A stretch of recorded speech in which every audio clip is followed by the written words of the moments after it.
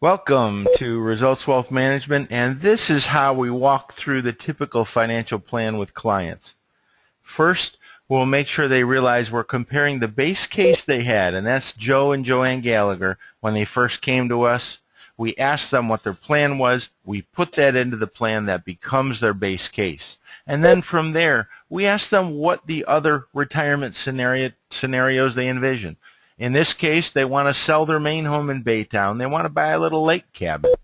So we can do that. We can model that in the Money Tree software that we have. Now, they had some other ideas too. Should they put their money into an annuity?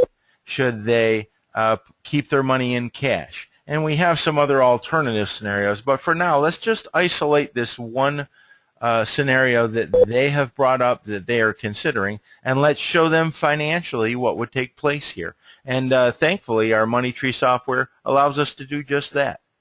So all we want to do is certainly we want to start by looking at some of the assumptions, and we'll do that here on the last 6 pages. The last 6 pages, we typically put all the client input. And we do this for 2 reasons. Number one, just to verify that nothing has changed. Everything is the same in the first plan as in this comparison plan. And number 2, if there is ever any question or we need to recreate this scenario, we can do it by looking back at these. So again, we'll show them the cover. There's our nice logo. And then we'll take a look at their net worth. And we'll say, okay, graphically, Mr. and Mrs. Gallagher, this is your net worth, how it stacks up. If you put your hand out and you sold everything, the money in your hand would be how much you have, and your net worth right here, $850,000. Now that's pretty significant over the course of your working lives. You've also qualified for some Social Security pensions as well, each of you. You can see the blue here, the majority of your net worth is, in fact, in investments. So these are your retirement accounts that you've built up at Exxon during the past 26 years that you've been employed there. The orange here is your Baytown residence. We still have a little bit of debt, and that's, well, let's take a look just to verify. But yes, that's your home that you have, and that is about $42,000 remaining on the mortgage. So that's much less than the value of your home. Here's your net worth. You subtract anything you owe from anything that you own. So we have a net worth graphically here broken down by account, whether it's joint, whether it's individual. That'll be important to us as planners and some other what-if scenarios later on. But for now, let's jump over here to the cash flow graph also. Now, in this scenario, we want to compare if you do go ahead and purchase that vacation home, the lake cabin.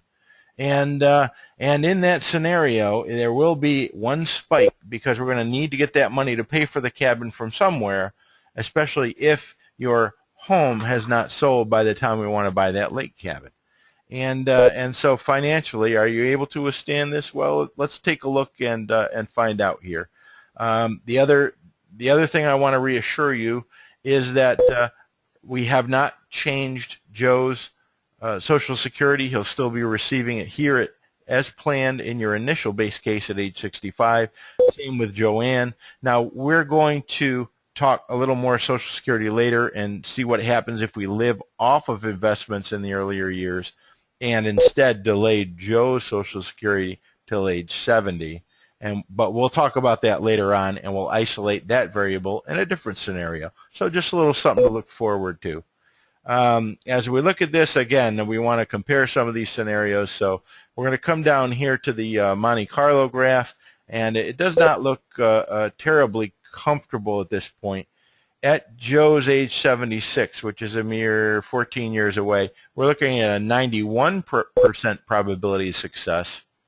But look how quickly it drops down 5 years later to 64. So that tells us you're probably getting short of money and so a little bit uncomfortable. And indeed, that is what we see here graphically.